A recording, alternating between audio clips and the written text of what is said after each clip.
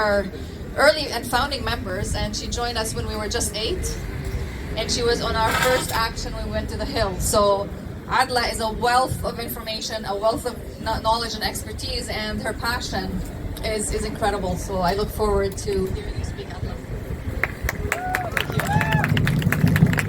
Good afternoon, everyone. As Mesa said, my name is Dr. Adla Sukkar. I'm a practicing pulmonologist, critical care trained physician from Fairfax, Virginia in the United States, and I'm here today as a member of Doctors Against Genocide, or as we affectionately like to call ourselves, DAG.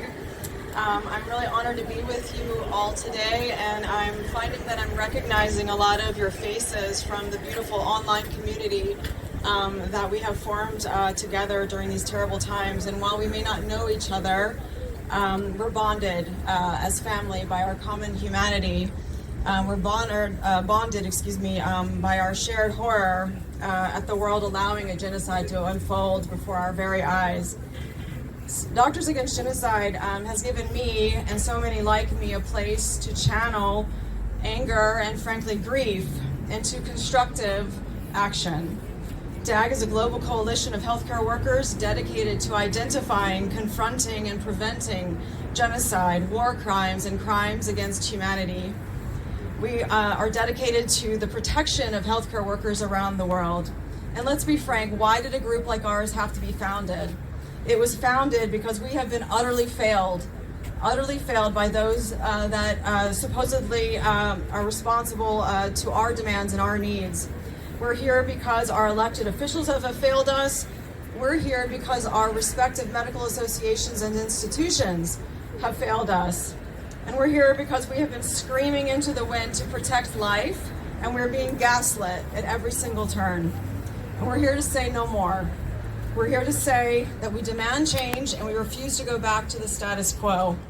We are here to demand structural change because our pleas and appeals to the humanity of the politicians do not work. They do not care, or rather, they are loyal to forces with whom we cannot compete at this point in time. Some of you know my family story. I'm a Syrian American who considers it the privilege of my life.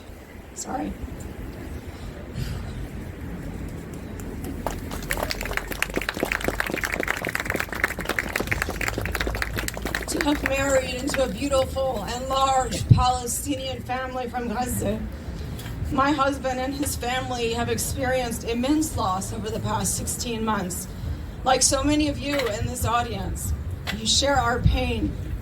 But like so many Palestinian families, our loss did not begin in October of 2023 because genocide is a process.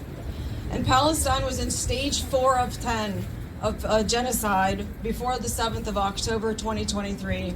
The stages are classification, symbolization, discrimination, dehumanization, organization, polarization, preparation, persecution, extermination, and finally denial. When I think back over the years, I have found myself marking my life's events by Israeli assaults.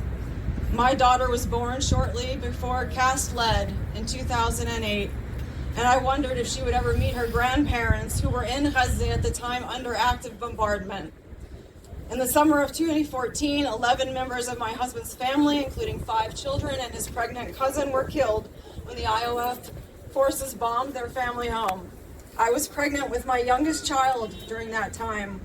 My son was born very premature and in the NICU for a month, and all I could think about during that time was how we were lucky to be alive. We were lucky to have access to medical care. Had we been in Gaza during that time, I do not know if either he or I would have survived. Or if we had been in the West Bank, could we have perhaps been one checkpoint away from death, from preventable death, let me add.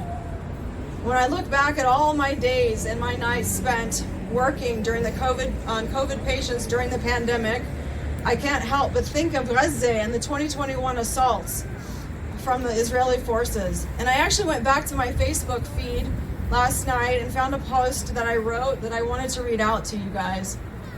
Say his name, Dr. Ayman Abu Alof, head of the COVID-19 task force in Gaza, murdered along with his 19-year-old daughter and his mother with weapons paid for by my tax dollars and yours. This is a war crime.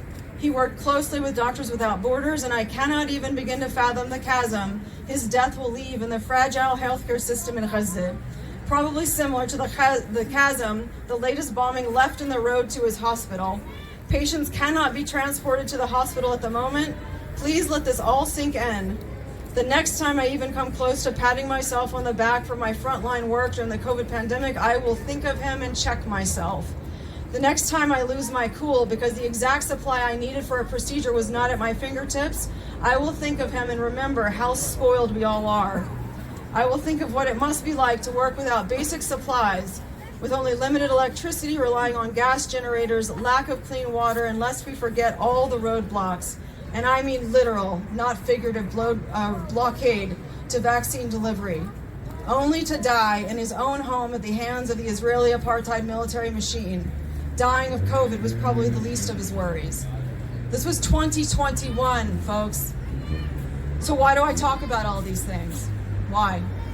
These stories are just small anecdotes on the timeline of my personal and professional life, but they serve to demonstrate what we all knew and feared, that the ground was fertile for the completion of a genocide in Palestine. We now have bombed hospitals, direct targeting of healthcare infrastructure, the bombing of ambulances, medics, healthcare workers killed in record numbers. And my husband's family has had over 200 members killed to date. As recently as October, I discovered by scrolling on X, can you imagine? Scrolling on X and finding out that 17 more members